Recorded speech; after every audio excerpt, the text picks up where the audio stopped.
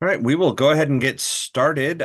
Thank you all for joining us for our 2024 pre-camp leader meeting for Camp Gamble, part of SBRF Scout Ranch here in the Greater St. Louis Area Council. My name is Matt Kaufman. I'm the camping director for the council, and in that role, I oversee the operations of our Scouts BSA and Venturing Summer Camp programs. So happy to be here with you tonight. Also joining is our 2024 camp leadership at Camp Gamble. So we have Bobby Kay, who will be returning as our camp director. You want to say hi to Yep. everyone, Bobby?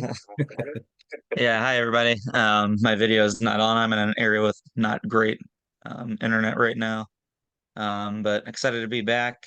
For those of you who don't know, I was camp director last year. We learned a lot throughout the year and we're continuously improving. And we're hoping to do that this year as well. During the non-camping season, I own a manufacturing company and live in Festus.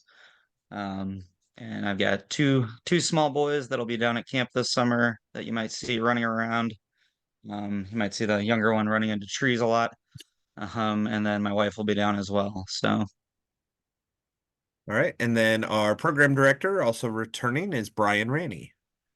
Hi, everybody. Also excited to be returning to Camp Gamble. I had a great time returning after many years absence from when I worked camp as a teenager and had a blast with all of the young folks. My family will also be visiting here and there around the ranch, hopefully not running into trees. I'm very excited to be working with Bobby and Matt again. And I have been actually serving as a Scoutmaster myself for the past year, so I'm getting a little bit of a view from both sides. So I'm excited to travel around the circle one more time with all of you. Excited to see you this summer. Yep, great. Thank you both. Contact information you should be able to see on the screen at the moment, unless the share is, yeah, it looks like it's still working. So you can see that as I cover just a couple housekeeping notes. Again, I mentioned you won't be able to have your video or your microphone on, but if you have questions that you want to ask, there is a Q&A box that you can click that and type in your question. That will show us the question on the back side, and then we'll either type an answer or we will choose to answer that question live. We will be covering quite a bit of information, so if you want to wait just a little bit before you start throwing questions at us to see what we go ahead and answer, then that would be good. We'll have time reserved at the end for general questions as well. On the screen at the moment, you'll see a QR code as well as the web address and the picture of this year's leader guide. That can all be found online, but that QR code will take you right to it. So if you wanted to pull that up or have it as available for reference as we go throughout our evening here, you can do so. So I'll leave that there for just a moment before I move on.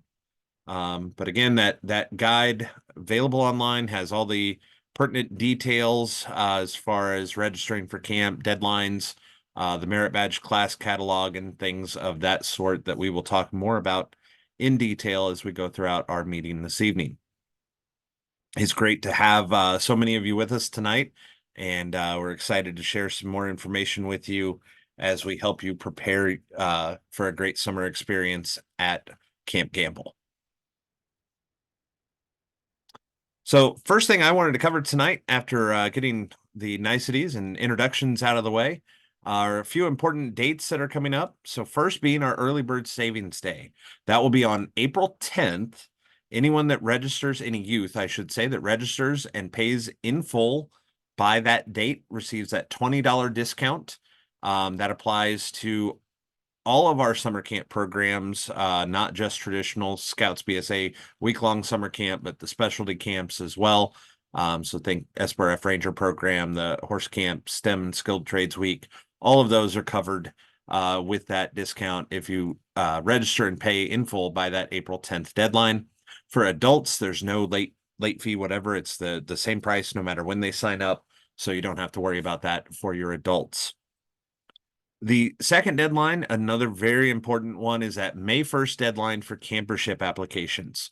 We have a strong feeling in the council that we know scouts will progress longer in the program, stick with the program, retain for your unit, stick around longer if they go to camp. So we don't want a financial burden to be a reason that someone does not attend camp. So we encourage those that have that financial need to apply for a campership. It's a simple online process. The only people that see it is the person applying, the unit leader, and then a member of our staff as they get that through the approval process. We did well over $120,000 in camp assistance last year. So again, if you have someone that has that need, these camperships will cover up to half of the cost for someone attending summer camp. So make sure that if they have that need, they apply. Obviously, we have our fundraisers that are also available for youth to take part in, but in some cases, you just need that extra assistance. So make sure you're taking advantage of that program and sharing that with the families that may need that. I'll also mention May 31st. So on June 1st, that pricing does increase again as we start that camp season. So make sure that any final payments, so if someone doesn't take advantage of the early bird savings, or if they join late, for maybe they join the troop later in the year and still want to go to summer camp, that fee will increase at June 1st. So get those final payments in prior to that deadline to avoid that additional fee at that time. I think it is, I think it's $10 again on top. So just make sure that you've got those dates in your calendar and are making sure your families are aware of it so that they can get the payments made on time. Another deadline that I just want to mention, the 2024 camp t-shirts are available for pre-order on gatewaytraders.org now. If you pre-order by April 26th, we will then be ordering all the shirts. We will get them in stock in mid-May and then get them transferred out to the individual camps. I will say the pre-orders at this point, and we're working to fix this for next year, but this year they are but basically, if you pre-order, you're going to be doing shipping to you ahead of time, unless you're anywhere near the Central Illinois Service Center in Decatur, Illinois, where we can actually have them there. The vendor that does these shirts are close by to the Central Illinois area, so we can pick up at this office. Next year, we hope to have the system worked out to where we can do pickup at the camp that you're going to, so the pre-orders you can do and have them available there. You'll see in the right-hand side of that picture, the Camp Gamble shirt for this year. It is a Tennessee orange. It looks a little yellower on the screen, but it is a Tennessee orange. So think I think it's the Vols that are at that university. So good color. But again, those are available. So we wanted to share that out with everyone to make sure that if you want to guarantee a certain size and quantity, that you do that pre-order. We do our very best to have the quantities last throughout the summer. But sometimes you all surprise us with what you end up buying. So just wanted to make mention of it this evening. The next few things that I'm going to talk about are kind of the technical details of registration and preparing, and then I'll turn things over to Brian and Bobby for program specific items for Camp Gamble this summer. But did want to mention the troop leadership requirements just to make sure everyone is fully aware of that. That each unit has those 2 registered leaders, at least 21 years old. Gone are the days where one could be 18 and the other one could be 21. They both have to meet that 21 years old, and they must be registered in the BSA with the unit that they're attending with. So say you have a merit badge counselor that wants to come and take a night during the week. If they're going to stay overnight with your unit, they have to be registered with your unit. So keep that in mind. That is a way of the chartered organization saying this individual is good to work with the youth that are in our program. So keep that in mind. Female troops also remember to have that at least one registered female leader who's at least 21 years old. And again, this was a change starting on September 1st of last year. Any adult staying overnight in the Scouts BSA program must be a registered member of the BSA. If you have concerns with meeting these requirements, or if some problem comes up, reach out to the camp director or reach out to myself. Let's talk through and see how we can troubleshoot and solve any issues that might arise from that. And someone did mention, just remember that they have to have valid youth protection trained to be a leader. That is also 100% correct. No one will get registered as a leader without having that training in place. So make sure that your youth protection is up to date, so that it is ready to go come summer camp time. Also, don't think so. There was a little change on March 1st that not everyone may have seen, but there is a way that when an adult registers now, there's a short waiting period where the background check is being completed, where they ask that you do not begin your leadership role within whatever scouting role you're holding until that returns. So that can take a few days. So don't try to sign up the moment you arrive at camp and register, because it does take a few days to get that registration completed. But again, if you have any concerns, reach out to us so that we can help you through that or understand any of that a little bit more. So registration steps, I'll go ahead and pull them all up here. But just reminders of things that need to happen from now until the time that camp begins. The first and one of the most important things are ensuring that your numbers are accurate in the registration system. We can add numbers as we go throughout the summer, or get closer to the summer, I should say. It's very easy to add more spots on.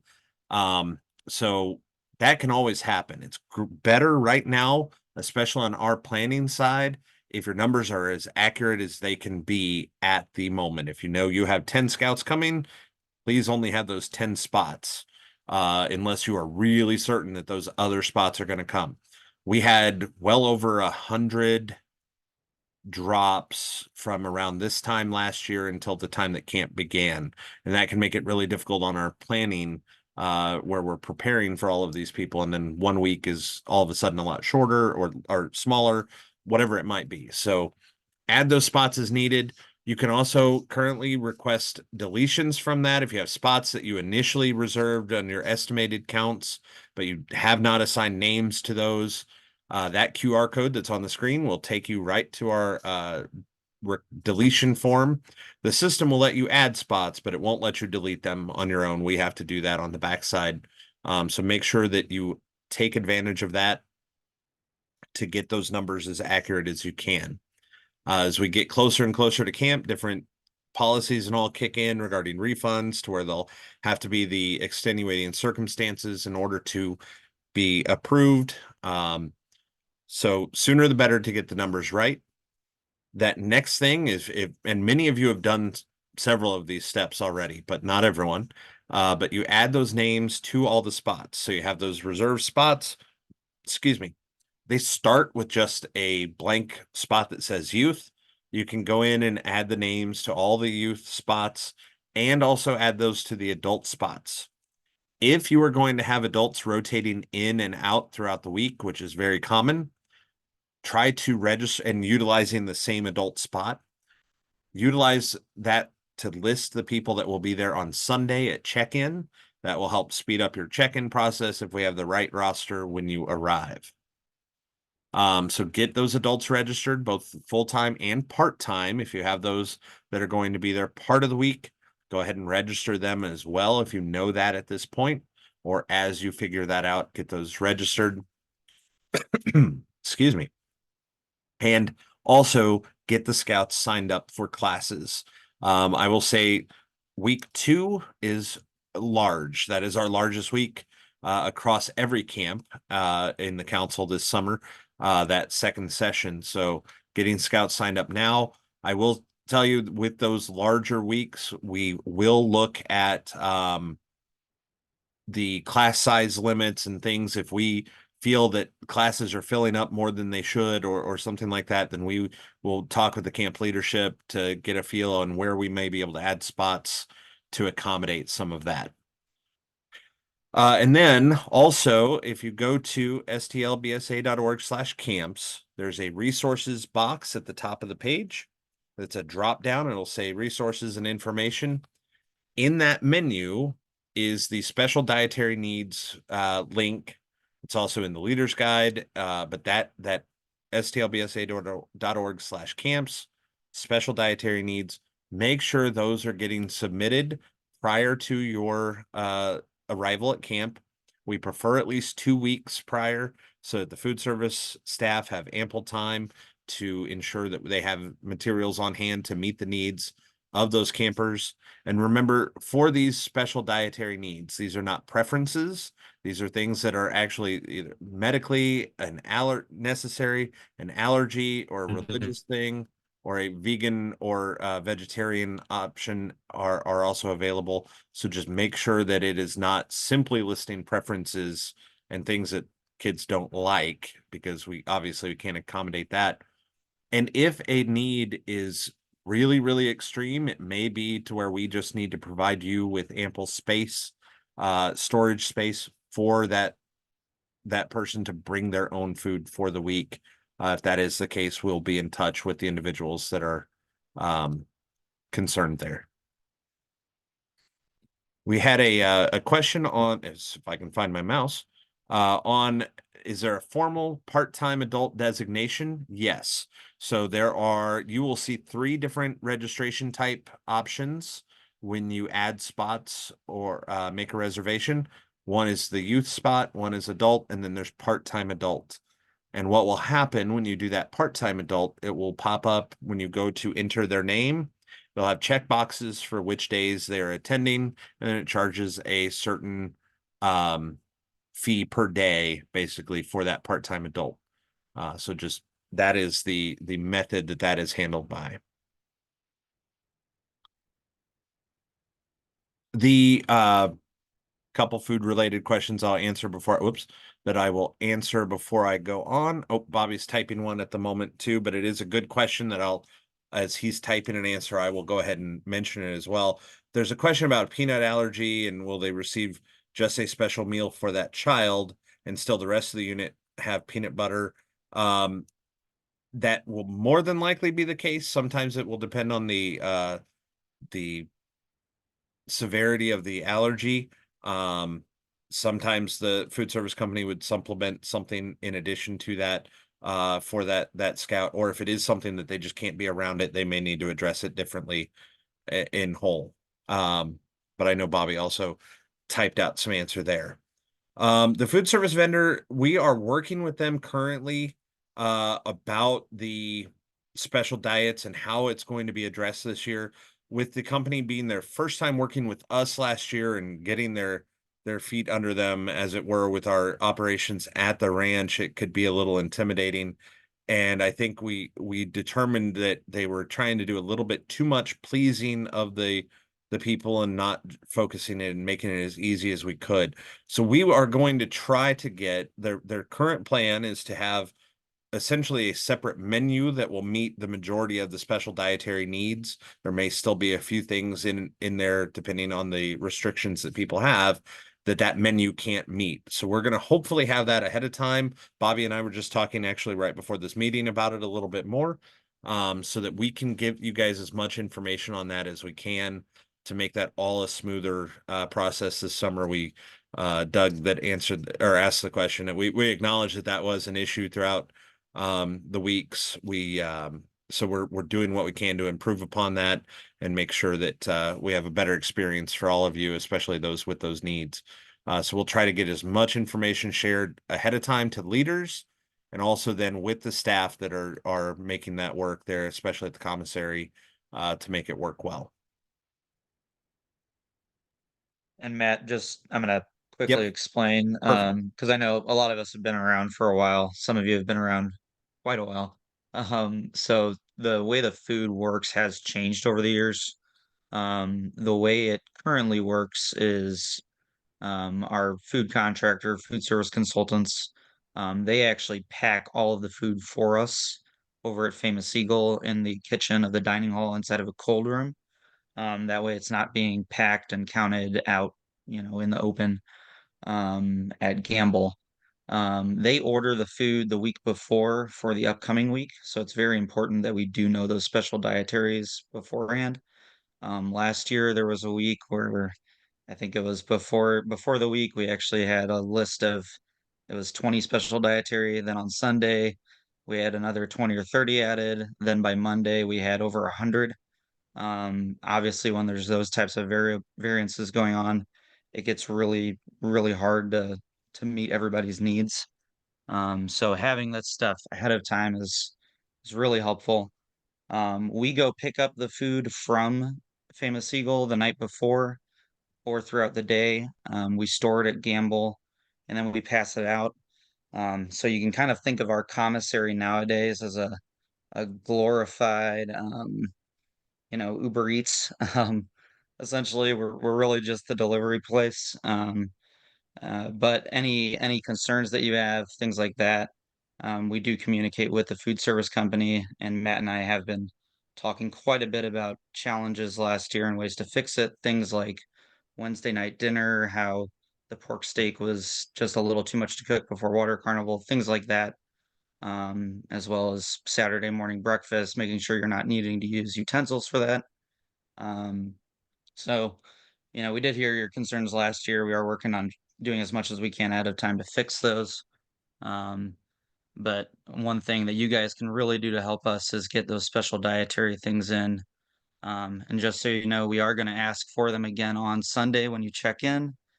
So if you have a printed out list available of, you know, Johnny is allergic to peanuts and Billy has alpha-gal and can't have red meat byproducts, or Susie is a vegetarian. That would be very helpful for us because we double check those with what you insert in ahead of time. And then obviously at the commissary, they're also checking with the scouts when they pick up the food. So just for some reference on kind of how all of this works and how we all work together on this. So Yeah, we know food is such an important part of the experience at camp. If you were at Gamble first week last year, we had made some changes along with the food service company that were not well received, so we went back to them.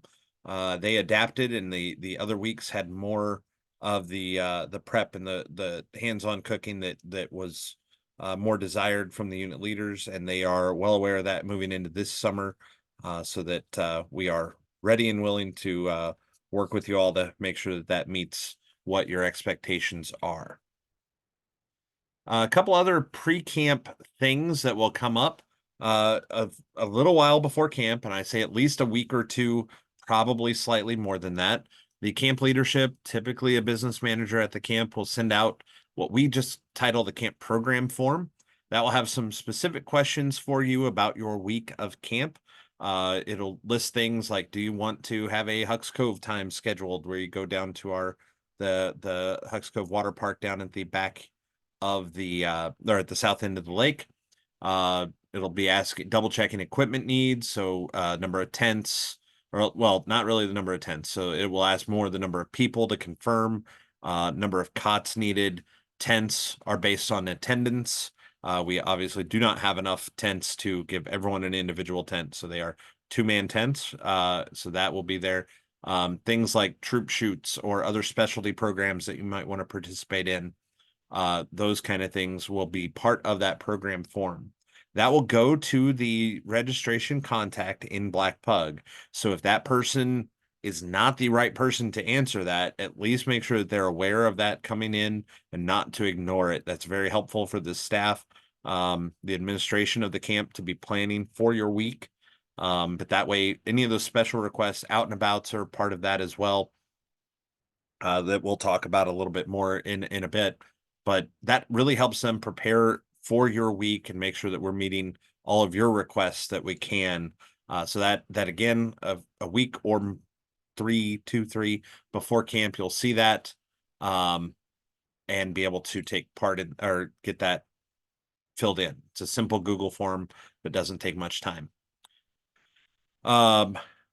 Real quick before I hit arrival and check-in, Sarah has asked if they'll receive food menus for the week ahead of time.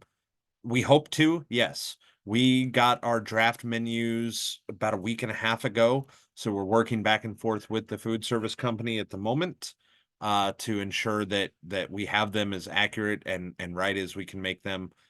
We just don't want to get ahead of it and get you a menu that then is not accurate when you arrive. So as they work through their sourcing, because you can imagine we're feeding a lot of people where their vendors don't always have as much product on hand. So they have to start working now to make sure that that all works out. So as soon as we can get them available, we'll get them posted and shared out so that we can have that for you all, so you're aware of what's happening when you get to camp.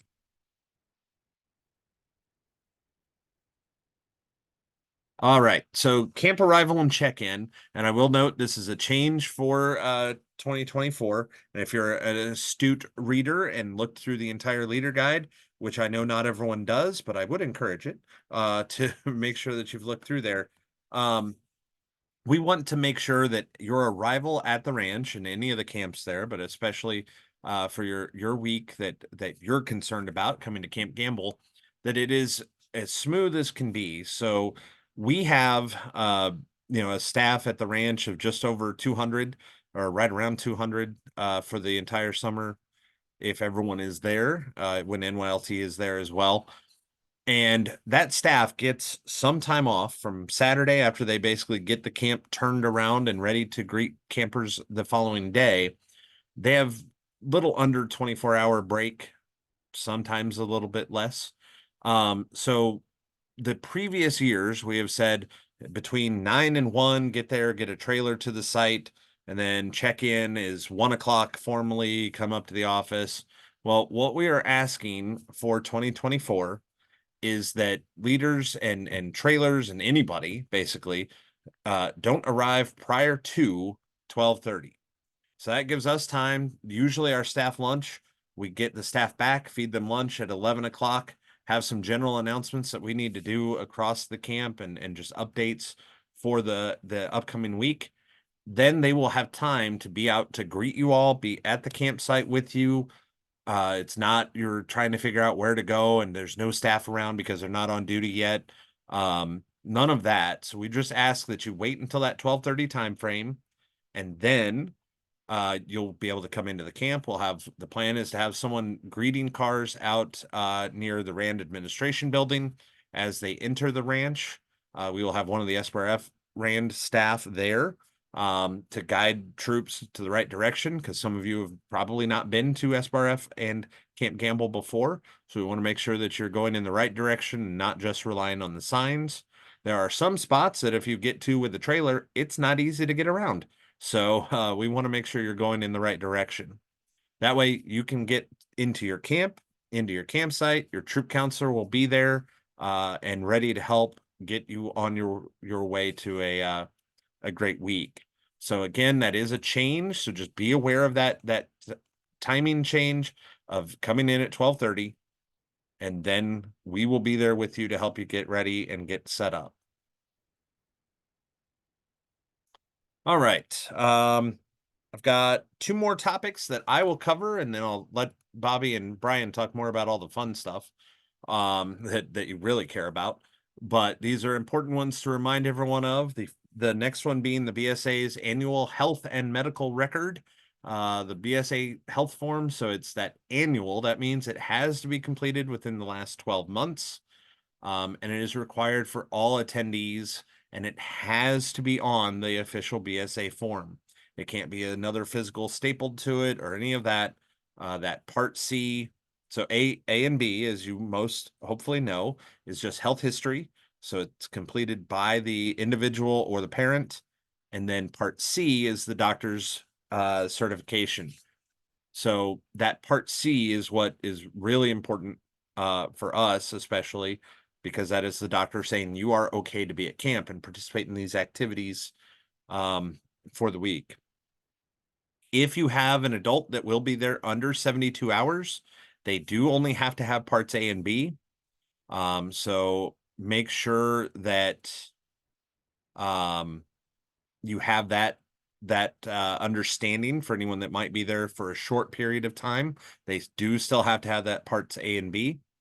And then when I mention it being completed within the last 12 months, that will be essentially, say you're coming to camp that week of July 7th. And last year you had a physical that was done on July 4th. And not that you would have ever had it done on July 4th, but that's a date that popped into my head. July 4th, it's actually good until the end of July the following year. So if it was done anytime in that month, the year before, it's good until the end of the month. So you're good essentially until there. So it is a 12-month, but to the last day of that month, physical. Sorry. It is very helpful if you as unit leaders check over those before you come to camp. Try to get them collected ahead of time. It's not always possible. I was a scoutmaster for a few years and an assistant scoutmaster for many, and it is not always easy to get them from the parents and the families ahead of time, but do your best to see those ahead of time. Look it over, make sure it's complete. It's signed everywhere that it needs to be signed. Allergies are filled in. There's 2 columns on part B where it talks about allergies, and the right-hand column often gets missed. So just things to look for as you go throughout. So again, very important part. I've got 3 questions on it, it looks like, so I'm going to answer those real quick live because they're good for everyone to hear. The first is the medical form for those under 40 years of age, a 1-year expiration? All of the medical forms, it's the same form for everybody, and they are all 1 year. So again, that 12-month to that last day of the month. So if it was done June 15th last year, it's good till June 30th this year. So all of them, adult, youth, anybody, it's 1 year. A and B is also an annual filling out part because health histories can change in that 1 year time frame. So we need that up-to-date information on them.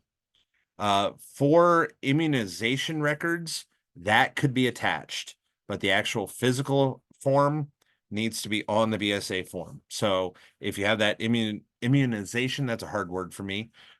If you have that record, it can be attached to it, but the actual physical form has to be done on that form. The doctor has to sign that form.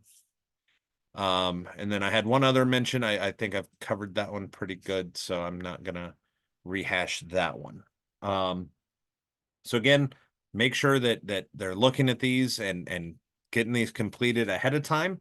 And then you will be all set. One more thing that can make your arrival at camp very, very good is if you take advantage of doing a swim check before camp. This can really speed up your check-in day, where you don't have to go to the aquatics area to do actual swim tests if you do it ahead of time. So there's a form called the BSA swim classification record, unit swim classification record, that you can download and utilize to do this test ahead of time. It has the instructions for the test on the back of the page, and then it's got a roster that you fill in with the different swimming levels accomplished by the scouts and adults on the front. So these have to be done by a certified lifeguard. They have to perform that test as it is written on the back of that form to detail it. If you do that, you bring that form to camp and either to your troop counselor or to the aquatics director or whichever the troop counselor instructs you upon arrival. That's what you'll do with that. The aquatic staff can retest scouts if they don't feel that their swimming is meeting up with the swim classification that they are shown on that form. It's all about safety. That is one of the most dangerous areas at the camp. So if the aquatic staff feel that someone needs to show that they're a stronger swimmer, they will ask them to complete that test. The other thing that sometimes throws that off is a lot of times swim tests are done in pools, and then they come and swim in a lake, and it's a little differently. So that could also throw them off and make them want to just check on their swimming a little bit more. So again, pre-camp swim checks, strongly encouraged if you have that availability to have a lifeguard perform those. That is great. One other reminder, the very first step of that swim test is to jump into water over your head. So please don't try to do them in 4-foot pools unless you have very tiny scouts. That's not going to work. So just make sure that the facility does meet the needs of the test. Let me answer a quick question here. Get to this one here. So the question on going back to that arrival time before we kick over to program related things, the 12:30 arrival time applies to everybody. So no one should be arriving prior to 12:30. Yes, that does put trailers arriving at the same time as everyone else, but in a lot of cases that was happening anyways. So it will be the trailer, and whichever vehicle is pulling that trailer can go to the campsite. They will leave the trailer there and be able to get the truck back to the parking lot or the right parking area for your site. If you have another vehicle that needs to come to the camp, it's one vehicle per troop per campsite per time or at a time. So that can happen, but the first one needs to be out before another one goes. Obviously, we have a very slow speed limit already in camp, and we know that there are going to be people around. So we need everyone to just be very cautious, as you all already are, when moving in things. So yes, everything is at 12:30 start time. That way we have our full staff back on property and able to be there. At Gamble especially, it's difficult for the staff because we do ranch wide meals for lunch. So they're over at Famous Eagle and they would have people coming into camp, but no one would really be there for part of that. So this is going to make it easier for everybody. And just make sure that you've got the people you need when you arrive at camp there. Also gives the staff that little bit more of a well-deserved break after a hectic week that they definitely deserve. Matt, just to Yep, go sorry ahead. to cut in here. No, you're good. In the event, this is I think council-wide change, right? Yeah. In the event that there's like weather coming in the afternoon or something, would units then be able to bring trailers in earlier if there's rain coming at, 12:45 or something? Yeah, if there's a situation like that we need to address, we can work that out with those units that are coming for that week, and make adjustments as needed. We're not inflexible, but we do want to make sure that we are providing the staff with that downtime that they do need, as well as making sure that we have staff there to greet you and help the leaders and troops get where they need to go, in hopes that I don't have, two scouts wandering around the property looking on where to check in when they're not even still in Camp Gamble, which we've had before from various camps. Let me see. There's a couple other questions, and then I'll kick it over to you guys. First one: if they're on Bush or Pratt campsites, can we take the trailer directly to the upper lot at 12:30? Yes. Yeah, that should not be a problem. And then, like I said, we'll have people directing along the way. So if you have that or already know that as you're pulling in, just let the first person you see know that that's where you're heading. That won't be an issue. And then Craig has asked, where's that swim test form found? I think I put it on the website in the resources. If I didn't, if you just search BSA swim test record, it comes up really quickly. But I will try to make sure that we put it in the camp resources menu. Excuse me. If it's not there, it will be tomorrow or after this meeting. Either way, because I have to wait for this meeting to finish up. When I record things, it has to convert it into whatever file. So I'll have some time to take care of that for you guys tonight. All right. So I just want to make a note of that. And then in the meantime, though, Brian, Bobby, whichever of you are taking the lead here, I will just basically get this all pulled up on each page and let you talk about whatever you want to talk about. Oh, excellent. I love it. So I'm gonna kind of wrap up the registration thing really quick in the group chat. I'm dropping a link where all of you can see quickly, how many people are registered, which campsite you're on, as well as if you're sharing a campsite. That way you're aware, hey, there's another unit on here, so that when you do arrive at camp, we're leaving room for other units that might be on there. It also gives you an idea of how many scouts are in camp for the week, so your expectations are set correctly. And then also just please make sure that, you know, your unit isn't somehow split across campsites. I think we've caught most of them at this point. Black Pug is kind of weird, and I'm not sure why, but some units have been split across 3 campsites, and I think we've consolidated them all now. But just check that quickly and make sure that it is correct for you. For somebody watching this later, I think you can Google Gamble 2024, and it'll take you to the Black Pug registration event page. And in the bottom right, there's a link that says Campsite Alignment Matrix, which is what this link is to. So just so you're aware, that's also maybe a good way to get in touch with other units that are on your campsite. If you look them up and want to reach out to their leaders, just so you can get to know each other before camp starts. But yes, so moving into merit badges. One thing that Matt let me and Brian do this year was really adjust the merit badge schedule for Gamble, and select how we wanted to do it for what works for Camp Gamble. I worked at Camp Gamble for 7 years prior to being camp director back from 2008 to 2014 or something, with some Swift in there. Brian worked at camp a long time as well. So we've seen some things that work, and we've also taught badges and all that good stuff. Two of the things that we noticed last year that we heard from scouts and from leaders that we had also noticed back in the day that still seem to be issues was anybody taking horsemanship or doing shotgun. There was issues with transportation, especially if they had a merit badge afterwards. So that kind of went into this calculation. Same thing with water sports. There was a lot of badges that were being taught that weren't very camp-ish is probably the best way to put it. They were more lecture style badges with a lot of prereqs. So that was something we wanted to address. And then we also heard that on Fridays, there was just too much downtime. There wasn't things for scouts to do on Friday. So that was something we wanted to address as well.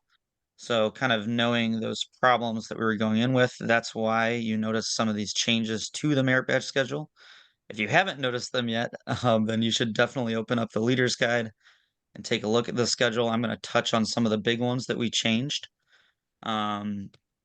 Anything that is a merit badge that a younger scout might be taking, we did not do a block schedule on, because we didn't want a 15-year-old or a 14-year-old having to sit through, well, not a 15 or 14-year-old, but like a younger scout having to sit through a 3-hour class. That's not, that in our mind, that wasn't really something that was doable.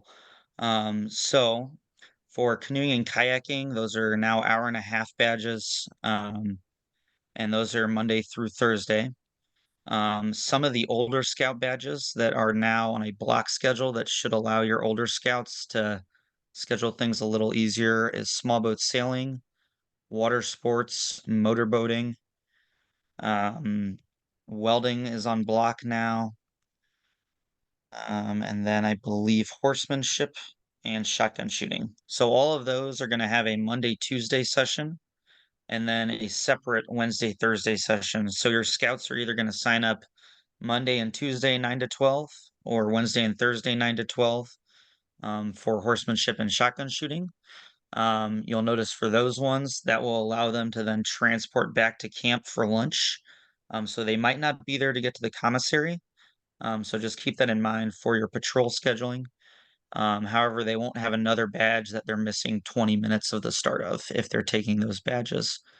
If they are taking those badges, they could then sign up for welding or for small boat sailing, water sports, motorboating. So just so that you all kind of understand why we did that. So far we've heard good feedback, but if you do notice issues with that, please let me and Brian know. We do want to really optimize this schedule. We've added Friday badges, which is a new thing. I'm not sure of any camp that does this, but you'll notice the Friday badges, which are mammal study, fish and wildlife management, emergency preparedness, camping, and I believe cooking. Yeah, cooking. So those are badges that have a lot of prereqs, and that might be a little more lecture style. Those badges are now going to be on an hour-and-a-half block on Friday. from 9 to 10:30, and then from 10:30 to 12. What this will allow is if a scout does want to take one of these badges, they can do that. And then they'll still have some time to do any merit badge makeup they need to do in case they did go to Huck's Cove or something and they need to go, get their wood carving project done. For that. And then we also went through and we updated the prereqs for a number of badges. So if you have been coming down for a long time, just make sure that you are checking what the prereqs are. We've also checked them with the new 2024 updates. And I don't think there's any changes from the leader's guide from what me and Brian have looked through. A lot of it's just stuff we're going to be changing at the camp level that you guys don't need to worry about.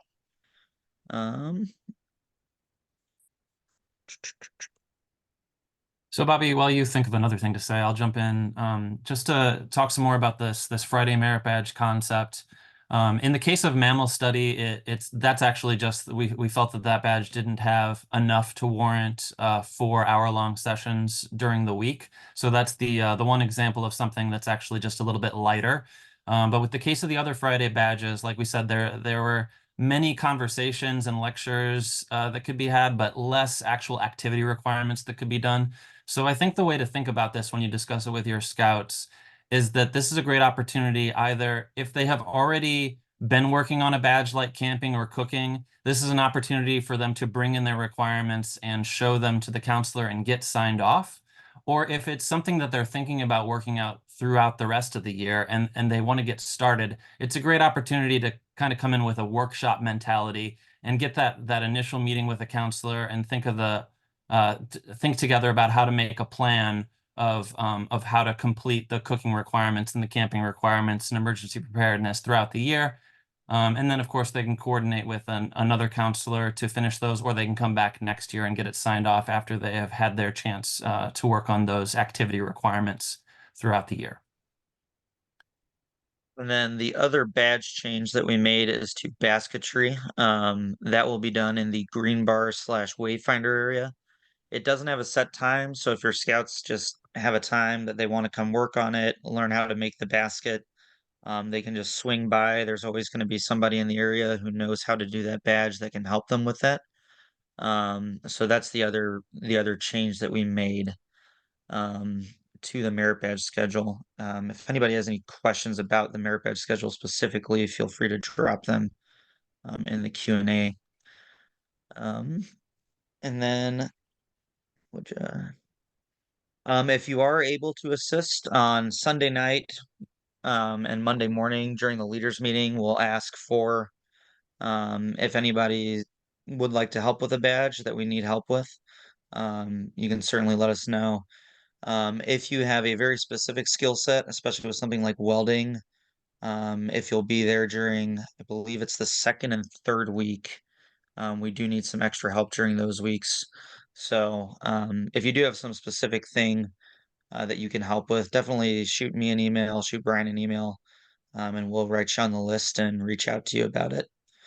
We also do have an experts day down at camp that we do during training week for the staff, where we teach them how to teach the merit badges. We have people come down who, show how to teach small boat sailing and things like that. So if you do have something that you have a specialty in, let me and Brian or Matt know. We'd love to have you come down and assist with that program that we do for the training week for the staff. And that's not just for Gamble, it's also for Famous Seagull as well. So, Brian, do you have anything else to add about badges? I don't think so. I think that pretty well covers it. Another change we're doing this year is ILLS, the Intro to Adult Leader Skills. We're not teaching that at Gamble this year. We're consolidating that for the ranch. It is all going to be taught at Famous Eagle. Let me pull up the schedule here so that you're all aware. Any adult who is taking that will need to get up to Famous Eagle. And Brian. So it is going to be in Famous Eagle in the Wayfinder area, Monday, Tuesday, Wednesday, and Thursday from 9 a.m. to 11 a.m. and then from 2 p.m. to 3 p.m. So that will give your leader's time to get back to camp, eat lunch, and then head on back. If you do have an issue with transportation or something, I'm sure me and Matt can work out something with the bus schedule. But just let us know ahead of time on that. We can also probably set up a carpooling thing at the leaders meeting in the mornings. So that is a change to note, is that IOLS is not being taught at Gamble this year. It is all being taught at Famous Eagle, so you will need to transport over if you're taking that. Is that afternoon session every day or just one of the days of the week? Do you I know? believe it is every day, according to what Jordan sent me from Yeah. over there. It'll be each day except for Wednesday. So it'll Okay. be Monday, Tuesday, Thursday.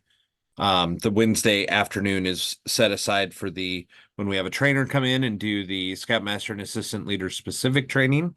And also the troop committee specific training. That is done there in the afternoons on Wednesday at the Famous Eagle Dining Hall. That's for any leader who wishes to do it. Neither of these trainings have an additional cost to that. But if you want the reference books that go along with the leader specific training, there are 3 books you can purchase if you would like to. Totals around $18 or $19 if you do. It's the Troop Leader Guidebook Volume 1 and Volume 2, and then the Troop Committee Guidebook.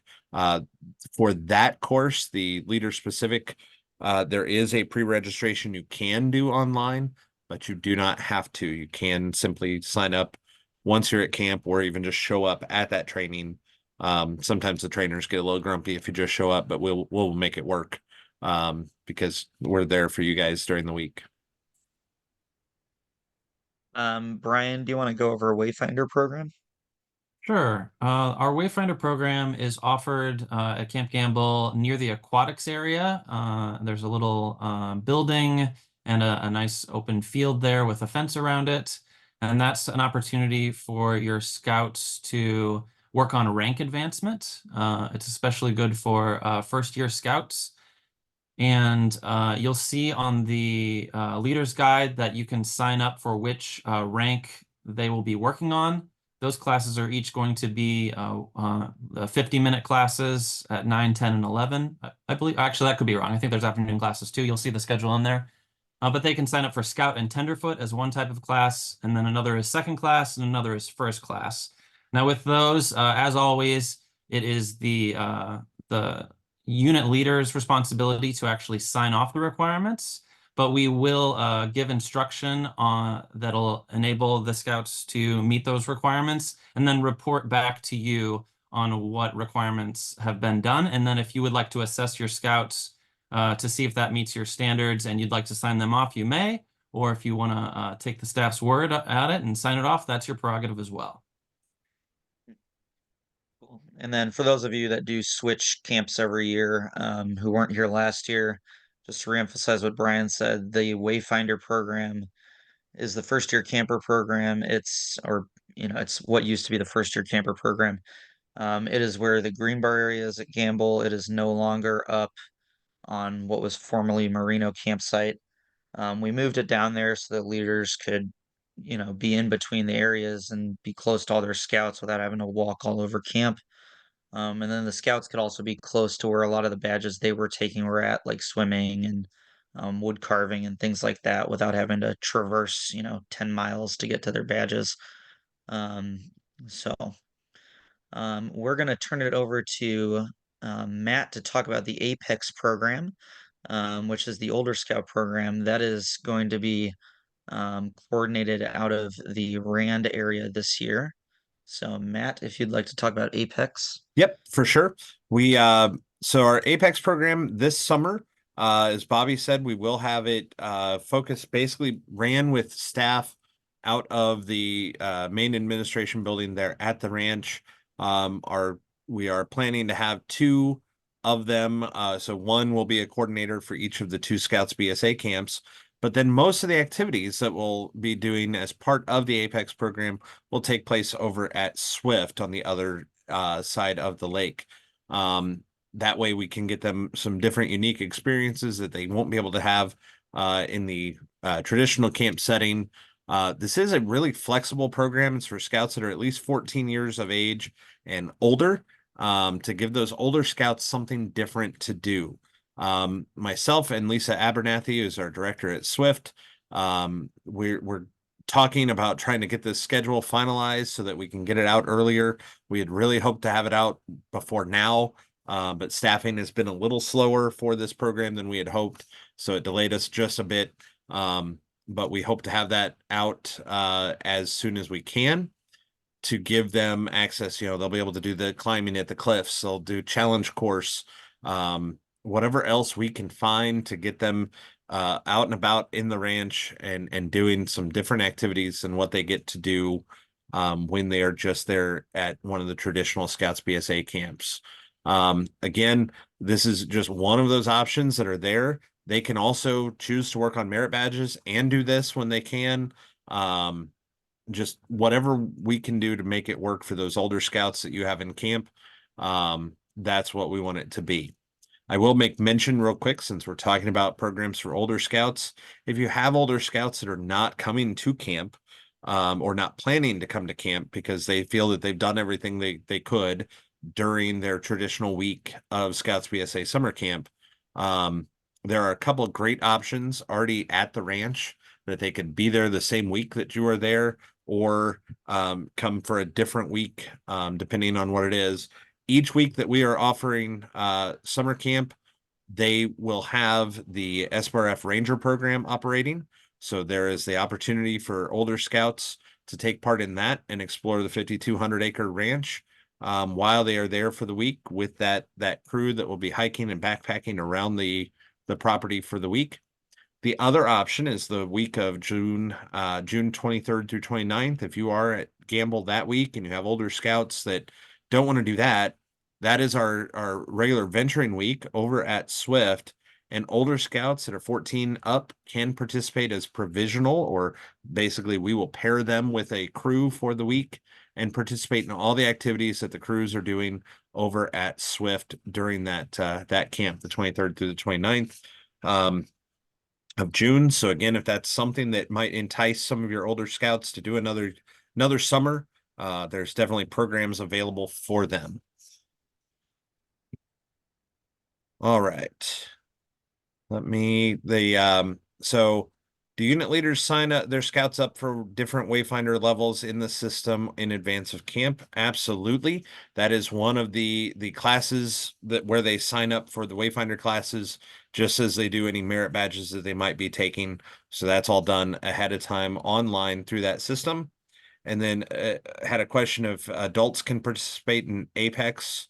As long as you have enough leadership that you can do that, yes. And as long as we have enough equipment for whichever activity they might be doing, to where the youth get to go first, obviously. But as long as we have that availability, we'll have adults that can tag along if they would like to. That's perfectly fine. All right, back to you guys. I think where are we at? I don't know. Oh, Next here we go. slide. Whoops, I went too far. Sorry. Too far. There you go. Yeah, and for those of you who, if your scouts haven't done Ranger program before, it's a really cool program. I didn't do it as a youth. I wish I had. So, if you do have older scouts, really encourage them to. Well, now we're looking at the moon, Matt. Oh, sorry. I don't know how that happened. If you do have older scouts that have done everything at camp, they can go blacksmithing, black powder rifle shooting, lots of cool stuff that older scouts would definitely enjoy doing. So for family night, Thursday after 5 p.m. And if sorry, I was looking at the question. Thursday night after 5 p.m. is when guests can arrive. We don't have guest meals available, so make sure that your guests are bringing their own food or eat before they come down. Oftentimes, units will have, a KFC night, or everybody will bring down something that was cooked in a crock pot for everybody, or they might do their own thing. We do have food for the units. So and we will ask you on Sunday, are you cooking your own food Thursday night, or will we be providing you food? So if you choose that we are providing you food, we will provide you food, but just note it is just for the scouts and leaders who have already paid to be at camp. There will be a family night campfire at 8:15 down at the waterfront. Um, the scouts and units will go to the parade field. The parents will go down to the waterfront. If you do have parents down or grandparents who want to see the call out and they have mobility issues, and Matt, correct me if I'm wrong on this, but we will have a Kubota available to take them down. This is not the I don't feel like walking through camp vehicle. It is the I am unable to walk through camp vehicle. So Correct. just note that will be available on Thursday night for those parents or grandparents who are down.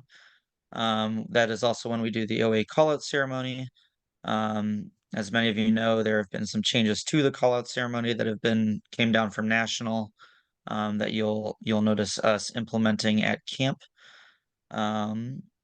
Just please make sure that your guests that are coming are aware that they are at camp. There's rocks. They might want to wear closed-toed shoes. Be careful where they're stepping, that they don't fall into a ditch. My personal observation has been that most medical issues happen on Thursday night with visitors, as far as like cuts and scrapes and bandages and blood incidents go. So just make sure they're aware they're at camp. You know, it's not Sunset Hills sidewalks they're walking on. So, um, but yeah, I think that's it for family night. Unless Brian had Well, anything to add. yeah, one more thing just to add about the transportation availability for folks with mobility issues. That's not something you need to sign up for ahead of time. You can let folks who need to take advantage of that, you can let them know that when they arrive, they can simply let a staff member know, and we will make that accommodation for them.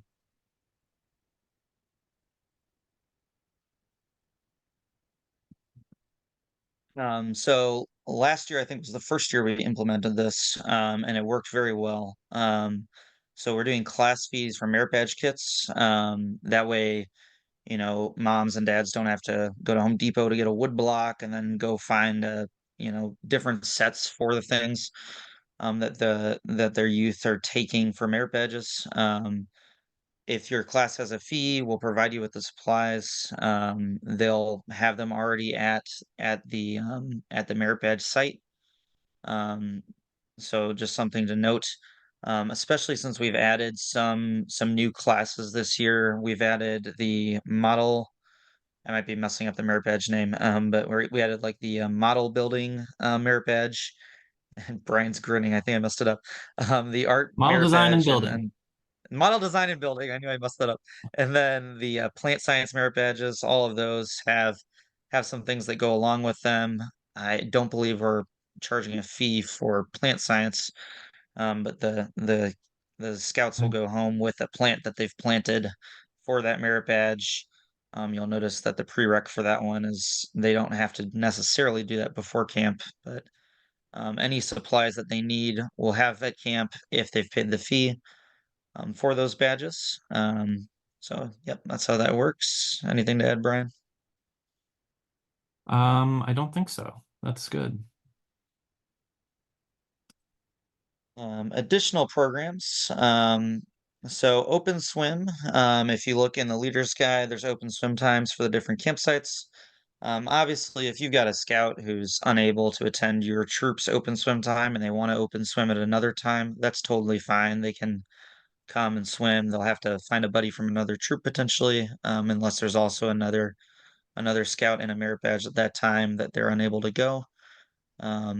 So those aren't set very firm. Obviously, something like week 2 or week 1 where it's very busy, we might have to be a little more stringent with the times. We've also last year something we started doing through the summer was we added open swim time during the mile swim as well. What that did require though was adult leaders to volunteer for assisting with the mile swim. So at the start of the week, we're going to be asking if that's something that for that week, if that's something you guys would like to do. So it doesn't necessarily mean it's going to happen every week, but if there's enough adult leaders to assist with the mile swim of sitting in the canoes and handing out life jackets to scouts that need to exit, then we'll have enough lifeguards for running open swim during that time. We're also hoping to provide some additional programming for anybody not wanting to do mile swim. Um, and then there's also free boating in the afternoon. That is kayaking, canoeing, sailboating. If you're taking water sports merit badge, there's also a free ski. If everybody who is doing the water sports merit badge has finished water skiing, there's also the availability for other people to water ski. There is a fee to pay in the trading post, I believe. I think it's $5 or something very small, just to cover the boat gas for the extra going around on that. Um, and then somebody asked a question about instructional swim. There is instructional swim every morning. That's something that you sign up for, similar to how you sign up for a merit badge. Hucks Cove, on the program form that we'll be sending out 2 units ahead of time, it will ask you what is your preferred Hucks Cove time. We try to go through that ahead of time and coordinate with Famous Eagle on getting everybody their preferred spots for those. So please get those forms in at least a week ahead of time.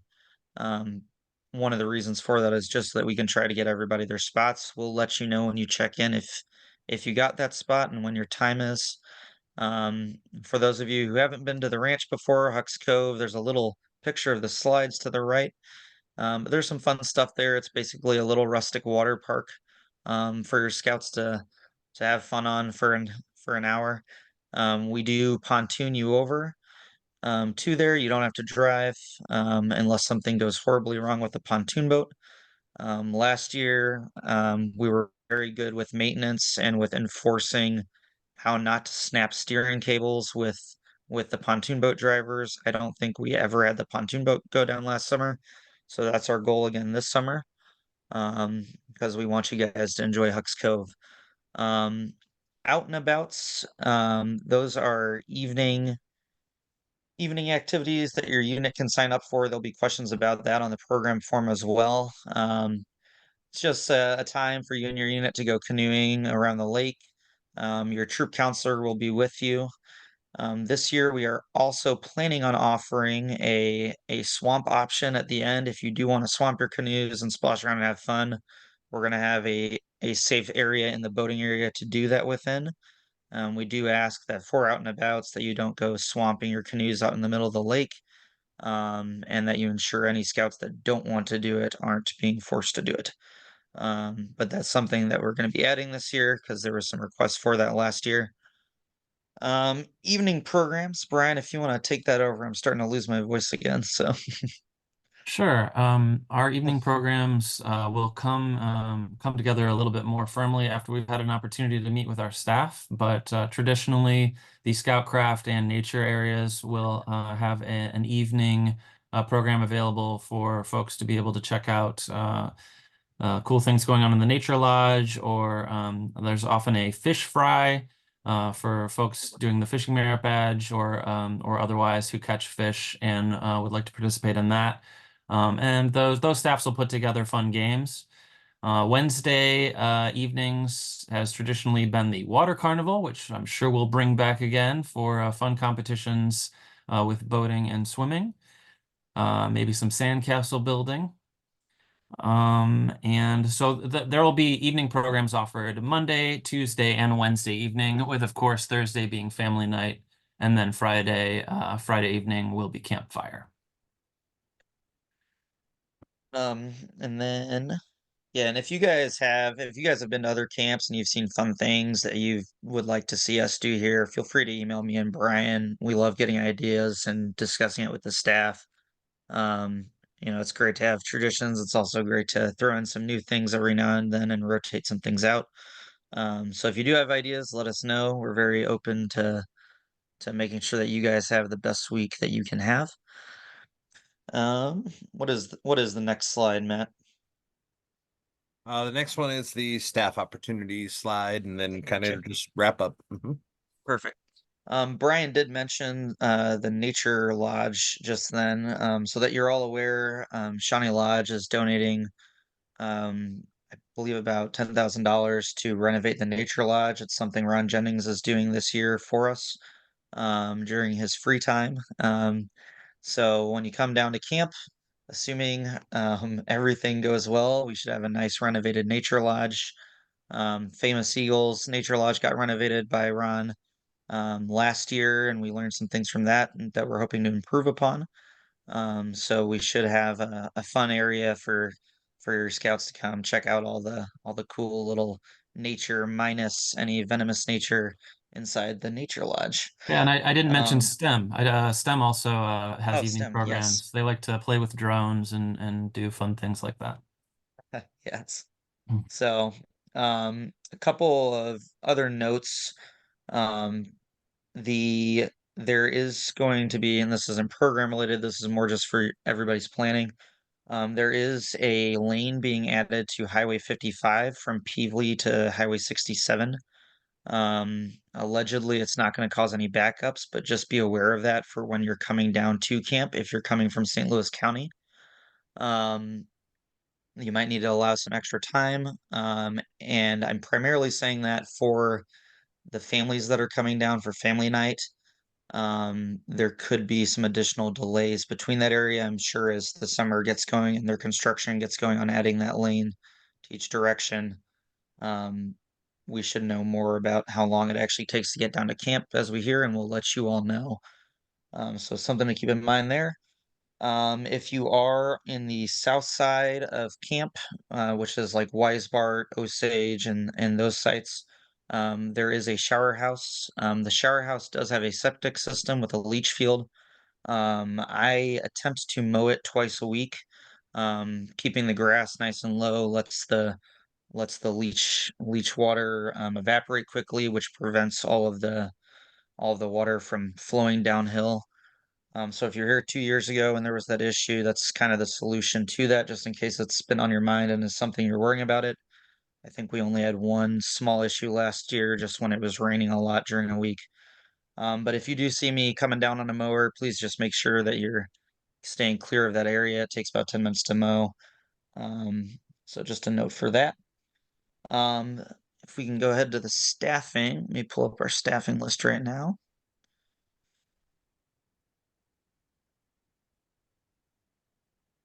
So right now, ourselves and a number of the other camps, this year there's sort of a shortage, I would say, of 18-year-olds for the historical 18-year-old positions. If we kind of think back to what was going on 3, 4 years ago, the scouts that traditionally would have entered camp staff as a 15 or 16-year-old weren't entering camp at that time. They've possibly found other things to do during that time as well. So we are starting to hit that period of where the shortage is at on our staffing.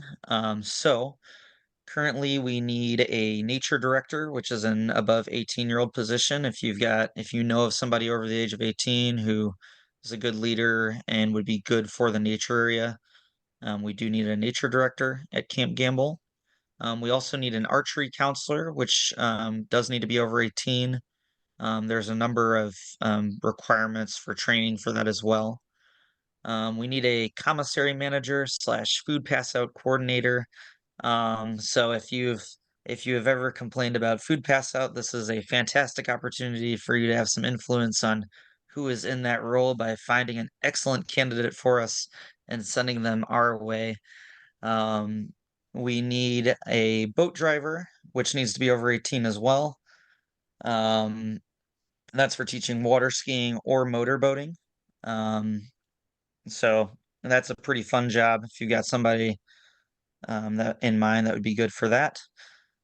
We also need kind of a jack of all trades, which does not have to be over 18, but somebody who could possibly cover some periods where staffers might be gone at Philmont or at Seabase, who could cover some of the aquatics merit badges, a Scoutcraft merit badge, possibly a STEM badge. So for the most part, it's a couple of over 18-year-old positions that we have open. And then we also have an aquatics counselor position open, and then that floater sort of program counselor position that I mentioned, the jack of all trades position open as well. So other camps also have positions open. If you do have any scouts interested in camp staff, it is a great opportunity. Um, Lots of friends made on camp staff, number of people that were that were I've been longtime friends with. I met on camp staff, and I'm sure Brian would say the same thing about when he worked. Um, and then there's also that period during June 23rd through July 6th, where if you've got somebody with welding experience, we do need a STEM counselor for those 2 specific weeks. And that does not have to be a youth. That could be if an adult knows how to weld and is not happens to not be busy during those 2 weeks, or during one of those 2 weeks, we would appreciate it, the help with that. And then Brian, do you have anything to add to that for staffing? It's the best thing ever. That's It's about the it. best thing ever. Yeah. Yeah. So I will say, I know it sounds like we've got a lot of positions open. This compared to last year, we were in a much better position at this time.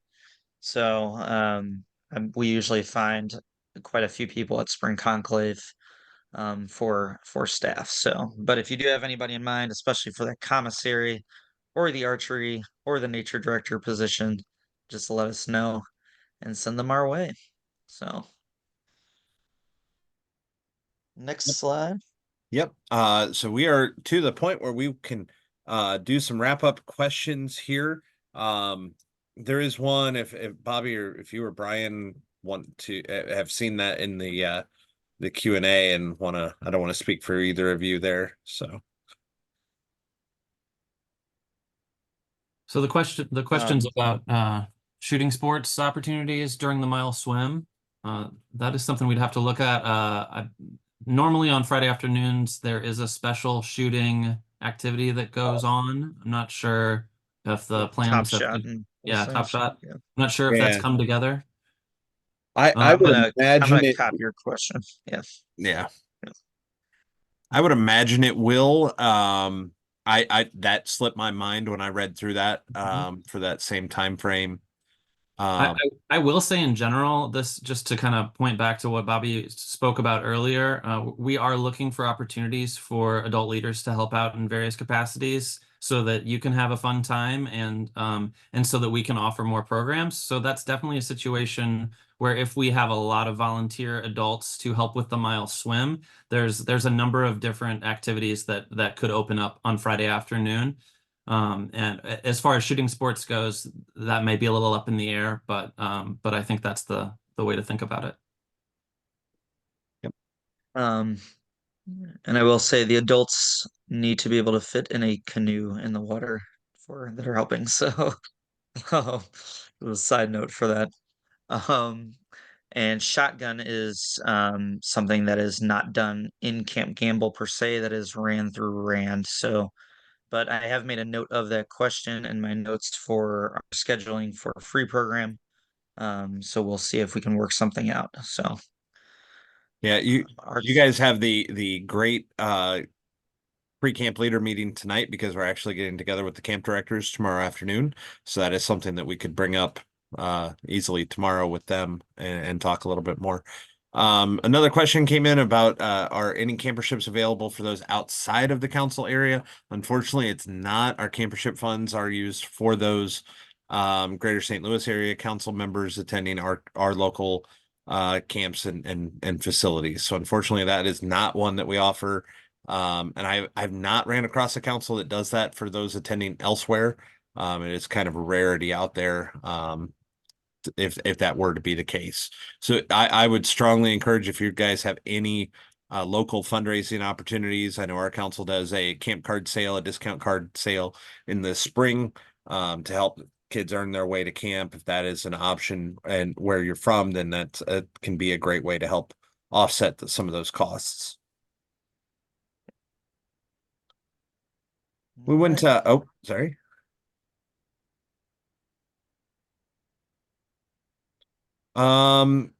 So the question are boy and girl troops from different units expected to be in the same campsite. So what our standard practice at the ranch for those that are linked troops, so those that are sharing the same chartered organization, they tend to share a campsite because we do unless it is a situation where a campsite is really large, or say at Famous Eagle, we have at least one that is separated, two actually, they're kind of separated by a road where we can put like one group on one side of the road, one on the other, and really give that separation of space. Then it is only linked troops that go on those same sites. Otherwise, the sites are single gendered. So it'd be boys troops sharing, girls troops sharing. But again, if they're linked and have that same chartered organization, they do stay on the same campsite typically.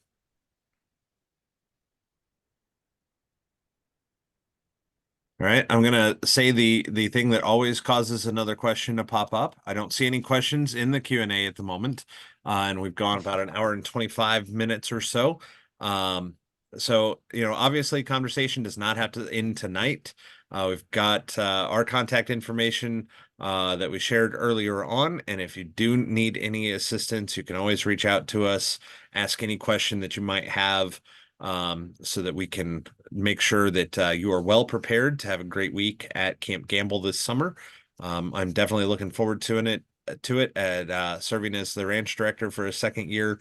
Really learned a lot last year and enjoyed working with Brian and Bobby a lot. And excited to have them back this summer, and excited for what they're bringing to Camp Gamble and their leadership. So real quick, as I said, it always happens as soon as I say it. Yeah, trailers are pulled by the troop. So the troop will come in with whichever vehicle they hauled to the site, or to the whatever vehicle. I'm getting tired. Whichever truck pulled that trailer to camp will take it to the campsite and park it there, and then the truck will come back out to the parking area. Brian, Bobby, either of you have anything else to add as we wrap up tonight?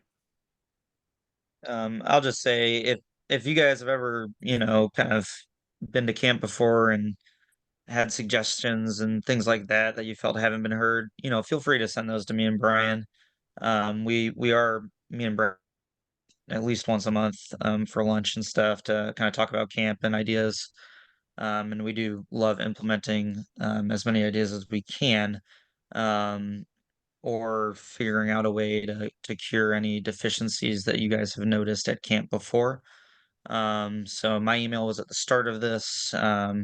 I think it's also in the leader's guide. You can also feel free to text me. I think my number's in there.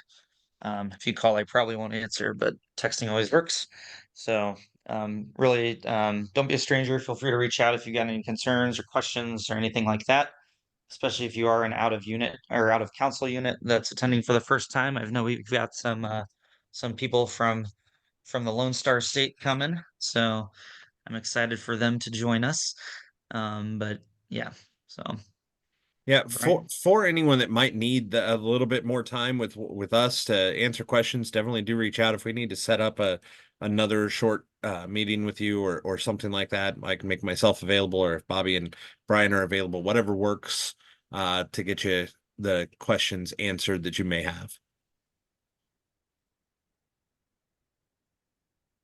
All right, Brian, anything before we say No, I'm goodnight? just looking forward to hanging out with everybody this summer. Thanks so much. All right, so we I will. did think of one more thing, Matt. Oh, Yep. Just keeping in mind that a lot of units do switch camps every other year. For those of you who weren't here during the last half of last summer, the iceberg was destroyed in a storm. It had all of its anchors ripped out. I know council is currently looking for some alternates, so just be aware there might not be an iceberg. It tends to really catch the wind, and it's really hard to keep it anchored in down there. So just so you're all aware, just in case your scouts are talking about it, there is no iceberg at Gamble. You can kind of think it melted. So, um, but I know Matt's looking at maybe an obstacle course that's a little more flat that can't catch the wind, to put out there, and we'll see if we can get a good way to anchor it down set up. So, Yep, just a I'm side note for those of you that have been here before. Yep. Making that call either tomorrow or Thursday back to the company that we've been playing a little phone tag to talk through what we can do, and see what options they have for us. And anchoring will be one of the big things that I will be talking with them about. So again, thank you all for joining us tonight. We really appreciate it. And again, if you have any questions or any concerns, reach out to us, share those program ideas with Bobby and Brian that you may have. And definitely looking forward to helping you make a great experience for your scouts this summer at Camp Campbell. So thank you very much. And again, you'll be able to see this posted online, hopefully tomorrow, as we can get that link uploaded. Thank you all.